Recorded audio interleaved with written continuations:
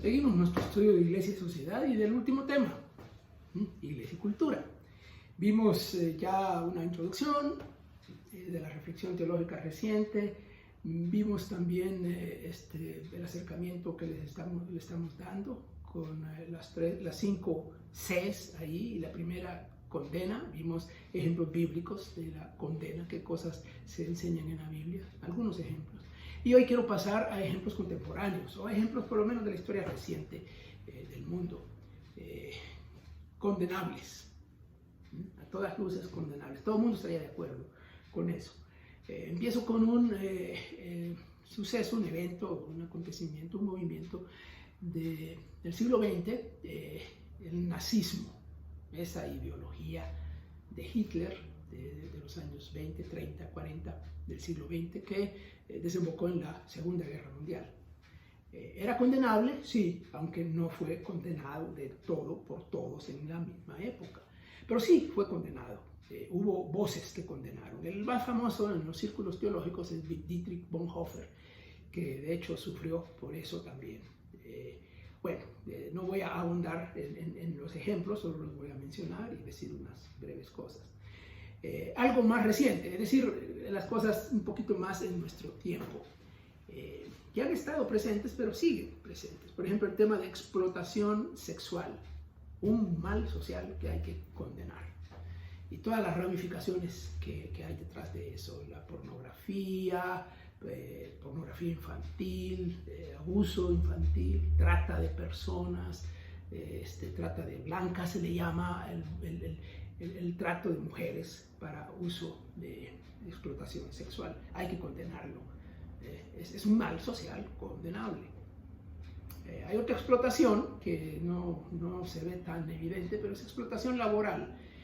Y no me refiero a lo que sucede localmente en algún lugar, en algún país, me refiero al tema global.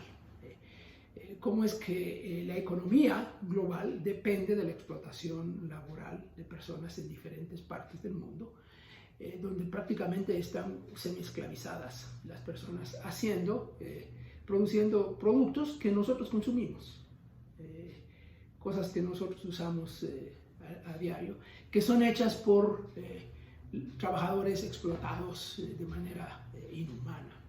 Hay que condenar eso. Y luego hay 3 tráficos, le llamo, tráfico de armas. Es condenable el tráfico de armas, es un problema social grande, que se ve desde la perspectiva económica, incluso en las guerras. A veces hasta uno sospecha que las guerras son provocadas para poder vender armas. Eso es un mal social que hay que condenar. El tráfico de drogas, bueno, todo el mundo está de acuerdo con eso, pero es algo que está presente, está carcomiendo todas las culturas, especialmente en nuestros círculos en América Latina. Incluso la iglesia misma se ve salpicada por eso, y a veces no somos tanto la solución, sino parte del problema.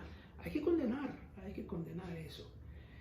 Y el tráfico de personas, este es otro problema. La migración. Las migraciones son fenómenos naturales, históricos, que han sucedido a lo largo de la historia todo el tiempo.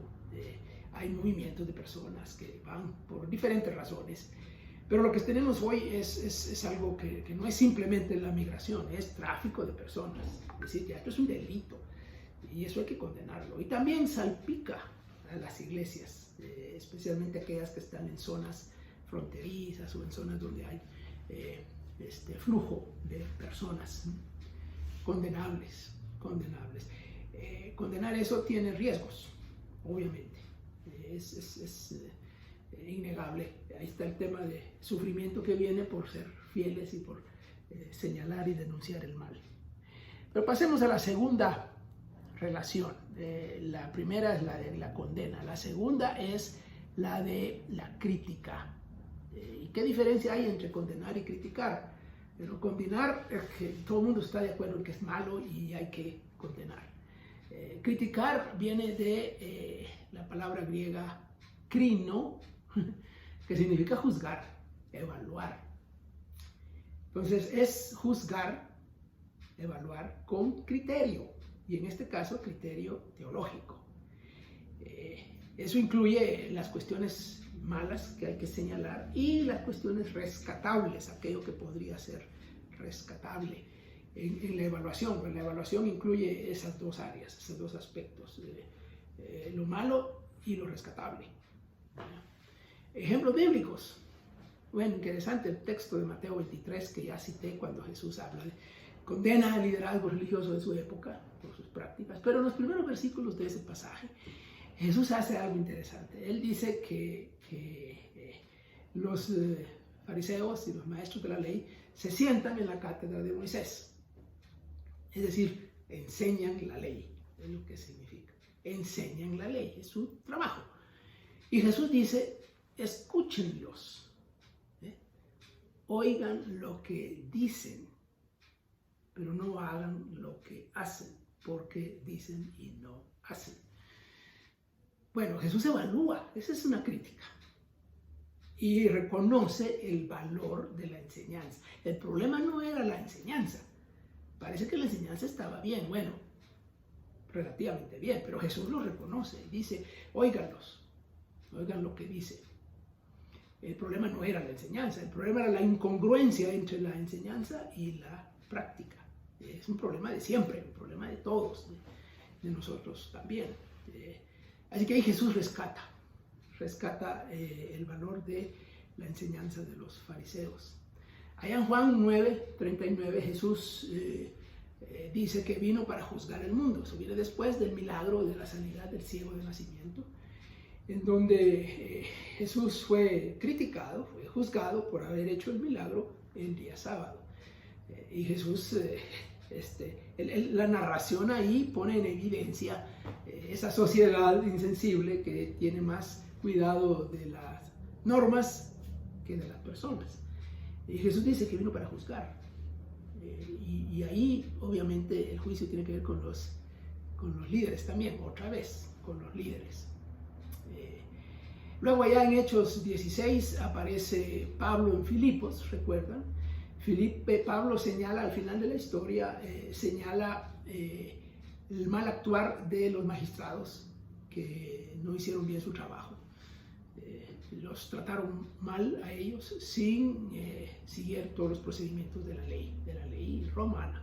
Y él lo señala. Reconoce el valor de la ley romana, sí, de hecho él se somete a esa ley después. Apela al César y se somete a la ley para ser juzgado por los romanos y no por los judíos. Pero aquí lo señala y dice que ellos hagan, porque los querían dejar libres así nomás, ¿no? Y señala el mal, pero reconoce al mismo tiempo el valor de la ley romana. Ejemplos actuales. ¿Qué tendríamos hoy de ejemplos actuales que podríamos criticar, encontrando lo rescatable y lo que tiene problemas, ¿no? Bueno, enumero una lista de cosas de la cultura nuestra: el arte, el deporte, la educación, los negocios, la política. Todos son elementos importantes de nuestra cultura contemporánea. Todos ellos tienen elementos rescatables y todos ellos tienen elementos criticables. Bueno, ¿cuándo sí, cuándo no y por qué? Ahí vienen los criterios, ¿no? Y lo lanzo como algo que sirve para discusión posterior. Bueno, vamos a dejar aquí esto y seguiremos con lo otro, que es consumiendo cultura. Algo intrigante, ¿no? Bueno.